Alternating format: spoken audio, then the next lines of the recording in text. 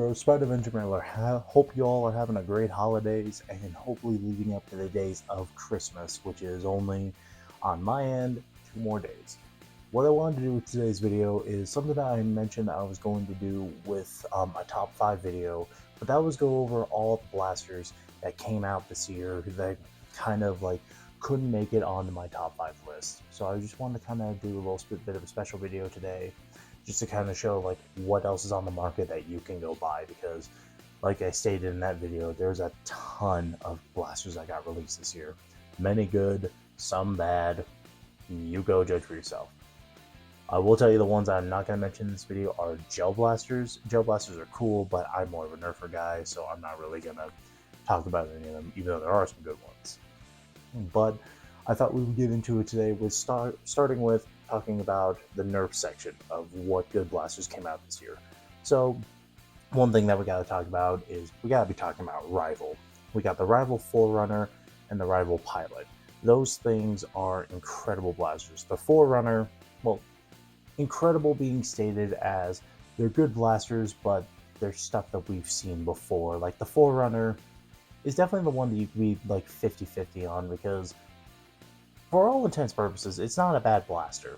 However, it's also not really an impressive blaster because it's stuff that we've seen before.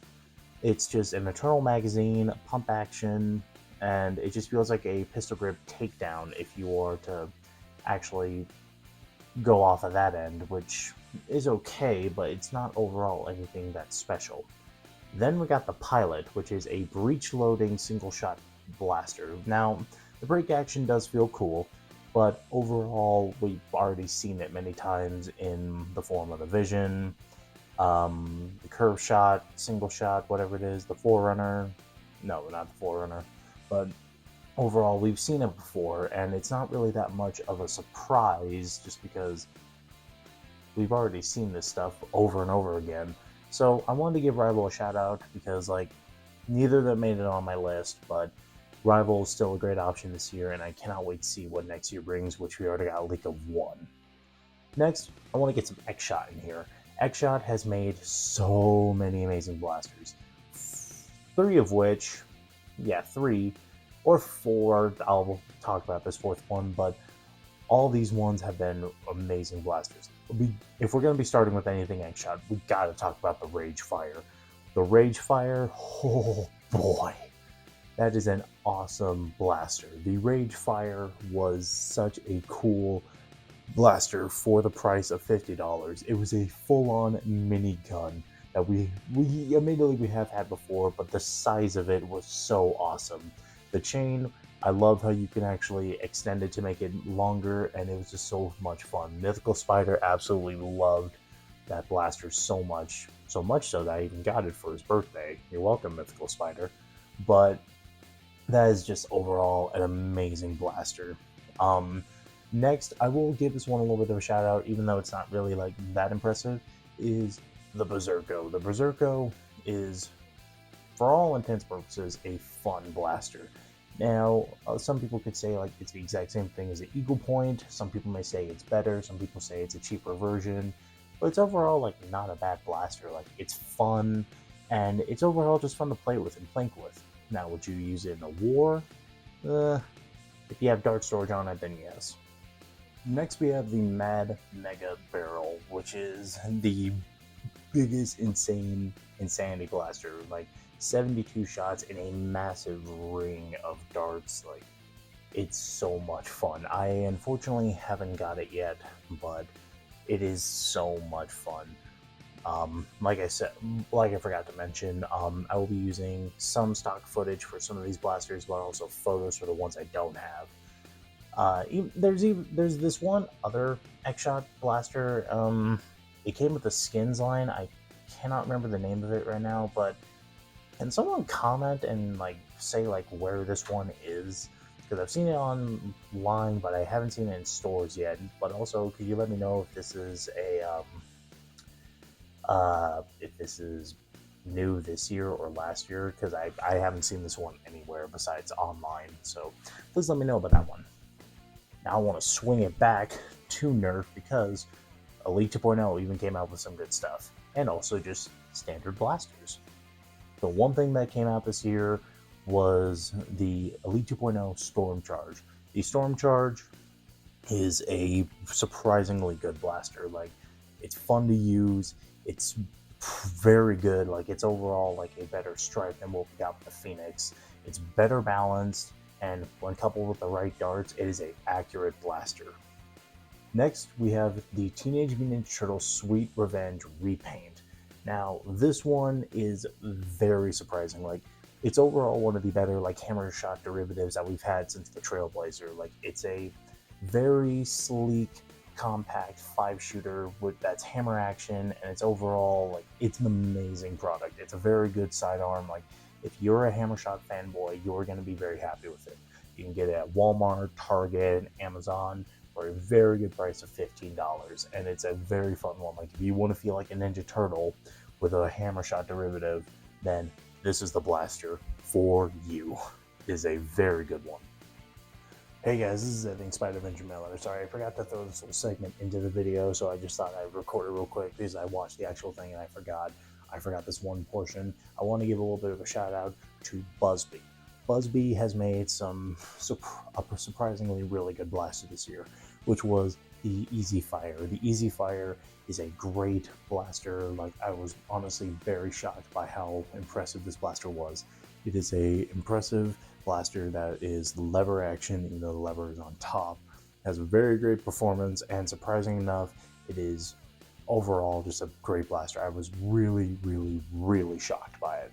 So I just wanted to throw this little segment in because I accidentally forgot about it. So that is also on this list. So let's get it back to the actual regularly scheduled programming.